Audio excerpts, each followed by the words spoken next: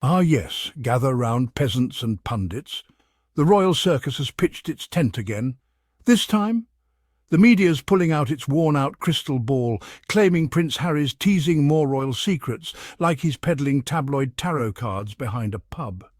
And of course, cue the choir of Sun royal experts, because clearly they have weekly tea with the Queen's ghost and know everything the Sussexes are thinking. Apparently, Harry and Meghan are desperate broke and plotting their villain-era comeback with another tell-all. Seriously? If this is the best fan fiction the tabloids can write, someone please get them a new ghostwriter. This one's getting dusty. Let's get real. The British media treats the Sussexes like a never-ending buffet, always hungry for the next scandal, real or imagined. So now Harry mentions he has more stories to tell, and suddenly the press goes DEFCON 5. They spin it like it's a threat to you, like he's some Bond villain stroking a corgi, whispering, "You thought spare was the end." But let's break this down. Having more to say doesn't mean he's desperate or plotting. It means he's a human being with layers. Shocking! I know. Who knew royal blood didn't erase depth and personal evolution? Sharing your story isn't an act of desperation, it's a basic human need. We all want to be understood, to have our experiences acknowledged, and to connect with others through our truths. Harry isn't out here begging for attention. He's taking control of his narrative, finally speaking for himself after years of being spoken about. The media often frames this as a frantic search for relevance or a desperate bid to stay in the spotlight, but that interpretation completely misses the point.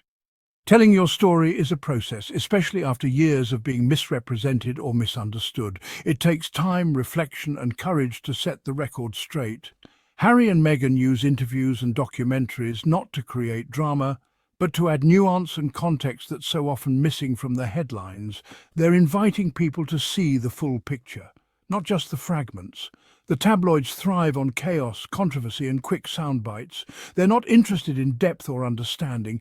They want drama that sells. Building a narrative is like construction. It takes patience, intention, and care.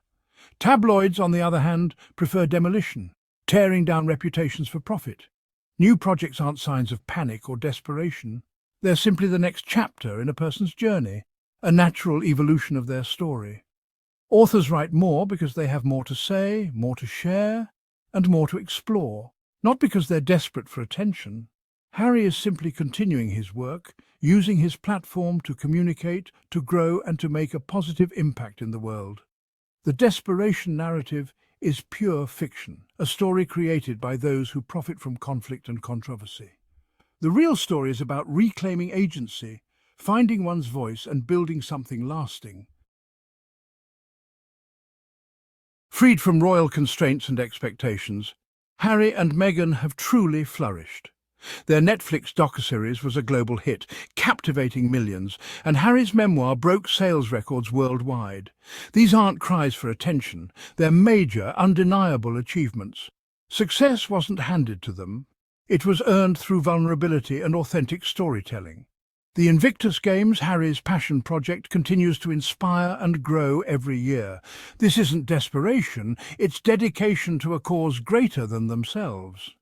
Their ventures show strategic thinking and real lasting impact. The facts simply don't support the narrative of failure. Instead, we see a story of growth and undeniable success. In nature, adaptation is survival. The Sussexes' decision to end their Spotify deal was called a failure, but it's really diversification. In today's media world, flexibility is key. Ending one deal to pursue broader opportunities is smart business, not desperation. The press's rigid thinking reveals more about them than about Harry and Meghan. Like gardeners, they plant new seeds when one crop fails. They're building a resilient career by trying new things and adjusting as needed. The desperation label is a tool to undermine them. Every pivot is framed as failure, but the evidence says otherwise. Their ability to adapt is empowerment, not defeat. They're not failing, they're evolving. That's the real story. Now let's look at the media. If Harry isn't desperate, who is? The tabloids recycle stories, invent drama, and rely on anonymous sources. Their business model depends on conflict, not harmony. They need a crisis to keep readers hooked. The real panic is that Harry might one day say nothing at all. The Sussexes are a distraction from more pressing issues. The media's obsession is about controlling the conversation. Harry is their most bankable star. They need him to fit their narrative. The real desperation is in Fleet Street, not Montecito. The press projects its own anxiety onto Harry. If Harry's words cause this much panic in the press, maybe the problem isn't him. It's what the establishment is afraid he'll say. What secrets do they fear? Why the sudden flurry of headlines warning him not to speak? Maybe because they know what we all suspect, that beneath the palace polish lies a mountain of dysfunction, silenced scandals, and centuries of damage control. The monarchy survives not because of transparency, but despite it. And Harry, stepping outside the golden cage, threatens a narrative built on silence. At its core, this saga is about telling your truth. It's about finding the courage to speak openly, even when the world is watching and judging. For Prince Harry, sharing his story isn't just a personal act, it's a statement that honesty matters no matter the cost. For years, Harry's story was told by others. The headlines, the rumours, the endless speculation. His life became a narrative shaped by strangers, not by himself. Taking control of his narrative is an act of courage, not desperation. It's a bold move to reclaim your voice when so many want to silence it, and it inspires others to do the same. The media's panic reflects a deeper fear, a fear of losing control over the story they've spun for so long. When the subject speaks, the old power structures tremble. The monarchy has always managed its image. Harry's honesty challenges that. His openness disrupts the carefully crafted facade, forcing the institution to confront uncomfortable truths. The real threat isn't secrets, it's authenticity. When someone dares to be real, it exposes the masks others wear and the truths they hide. The royal secrets narrative tries to reduce Harry's story to gossip, but it's much more. It's about breaking free from the noise and finding meaning in vulnerability. The establishment fears honest conversation more than any revelation. Open dialogue threatens the status quo, making those in power uneasy. Harry's success shows power no longer belongs only to the monarchy.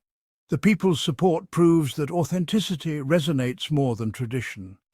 Speaking your truth is a powerful act of self-worth. It's a declaration that your story matters and that you refuse to be defined by others. So no, Harry and Meghan are not broke, not bitter, not begging for attention. They're building, healing and navigating their next chapter on their terms. And if Harry has more to say, let him. Because in a world flooded with noise, telling your truth is the boldest, richest move of all. And to the tabloids screaming, desperation? Darling, projection is not journalism. Try again.